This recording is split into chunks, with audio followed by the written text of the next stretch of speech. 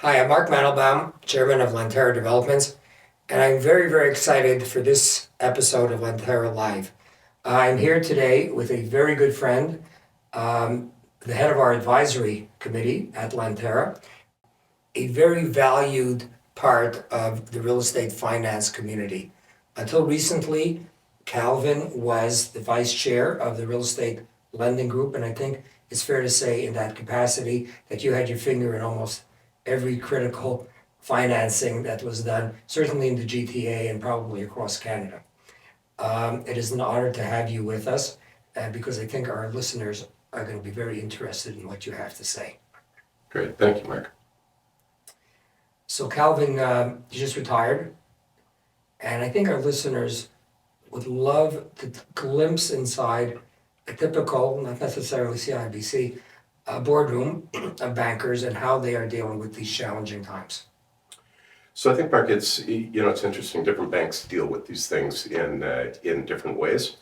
Certainly, and I don't want to speak for CIBC broadly, but certainly in the time that I was at CIBC, we focused on having the best clients. We never focused on having the most clients.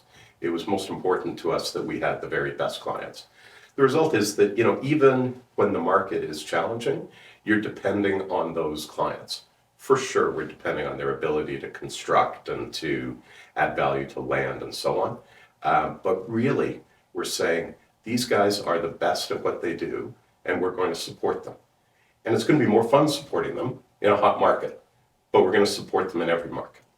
And I think that's probably the way all of the big five banks or big six banks in Canada have operated. I guess that applies to people buying condos from us too.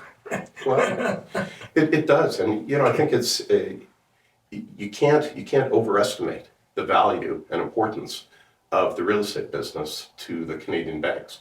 You need only look at the size of the residential mortgage portfolios that they run, and again, this is an entree for the banks into Canadian households, and they take that very, very seriously. And they're looking for who can they really help? Where is their value add from the bank to the individual or the family? And so, I think that if you look, you will from time to time see a slowing of real estate lending tied to the market. You'll sometimes see a slowing of residential mortgage lending, again, as a function of the market. But it has always landed safely. So picking up on that point, real estate is part of the larger commercial bank of the bank, correct? And as you mentioned, real estate is a very big part, especially in Canada, because there's two big industries here. There's energy and there's real estate. Could you give us a little bit of a picture of a couple things? First of all, how important is a real estate book in relation to the commercial bank? And I'm particularly talking about commercial lending to developers. Part of that question is also the takeout mortgages. And I think if you could give us a little bit of a feel, in particular these times, how the regulatory authorities interact with the risk departments and the lenders in order to be able to address today's challenges. So I think, Mark, having recently retired, I've erased from my memory bank how the regulators look at this stuff. But what I would say is this: at CIBC, we had a very distinct way that we went at it. We looked at real estate as an industry, and we put all of the commercial lending, which included land financing, construction financing. So we had all of that. We had all of the capital markets, so lending to public real estate companies. And we combined that with our commercial mortgage business, with takeout lending. The lending to individual condo purchasers is a different world. That sits within a different part of the bank. These are it's a very, very important industry. Real estate, as you said, is a critical piece of the Canadian economy. You will never see the best players in the real estate industry will always have the support of the banks. And the Canadian banks couldn't back away from this. This is one of the most important parts of their lending business. And sometimes it's countercyclical. But it typically it blends very nicely with the rest of the commercial bank and lending to diversified companies, private equity firms, whoever else it might be. But certainly it's a large and important component of the overall commercial and corporate bank for all of the big banks. That's great. You've been around the block probably more than almost anybody else in the real estate lending industry. And you're looking at what's happening now for 30,000 square feet. You've probably been personally involved in quite a few of the past ups and downs. Could you give us your own personal observation of where we are in the cycle and how you see the greatest challenges and how you see getting out of it? So I think, Mark, that over the last 18 months, I've been asked any number of times, what does this look like when you compare it to the 1990s? And I would suggest to you that there really is no comparison. We don't have 19% interest rates. We have real estate developers who are more sophisticated, who are better capitalized. We have banks and developers who have developed real rigor in terms of how they go at things. If you think of your own situation, you would never start building a building if you didn't have pre-sales. Well, in the early 90s, pre-sales were a nice to have, not a need to have. And that put the entire industry at risk. Today, what we have is a slowdown.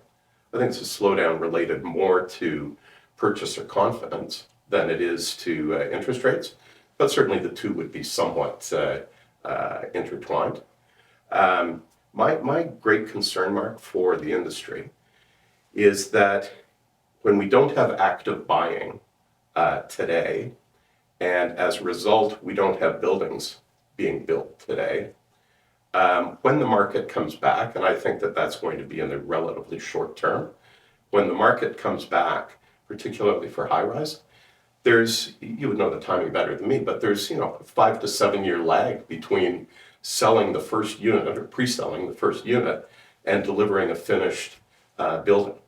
My worry is what happens in that intervening period. I think that we run the risk of having the greatest housing shortage in Canada that we've seen since the end of the Second World War. Well, speaking of that, I don't want to ask you a political charged question, but the government is talking about nothing but affordable housing, trying to promote housing. As a developer, I'm not 100% sure how effective all that is. What are your views? So I think you could plead the fifth. my deeply felt personal views probably aren't appropriate for that at this stage, but I would say a couple of things. One is, and I think this is the way that the current government's looking to go at it, you need to be helping the industry, but they can't be in the business of building houses, delivering houses. That's what developers do. We do it better, faster, cheaper than anyone else. I think that one of the concerns I have in talking about affordable housing is we want affordable housing on the one hand, but development charges are crack cocaine to various levels of government on the other. So we never see development charges do anything but go higher. We're talking about reducing HST on lower priced housing, but not on anything else. We're concerned about foreign investors, and which I don't see. There's a notion that somehow foreign investors create a shortage in the housing market. In fact, I would argue that today, if we had foreign investors active in the market, there would be sufficient pre-sales that there would be buildings going up that aren't going up today. So I think that there are a host of issues, but I will step off my political soapbox Okay, while it's still safe to do get it. into trouble.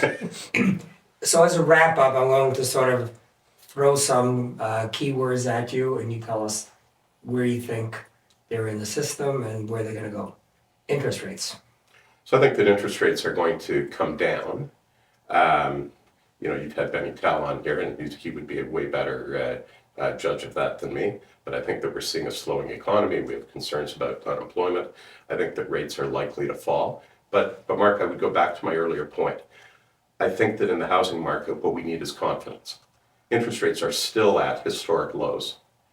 right? 5-year mortgage rates that are under 4% would be very, very low relative to the 25 or 35-year average. Okay, immigration. So immigration is something that, I find it very hard to count. I think everybody finds it hard to count. Canada is a country built on smart immigration, and it appears that we got away from that smart immigration policy, but I think that we're headed back in that direction, and I think it's fantastic for the country. Okay, are you losing any sleep on tariffs anymore? Well, you can't help but lose sleep, I think, on tariffs. But the fact is that the lion's share of our of what we produce is relatively tariff-free.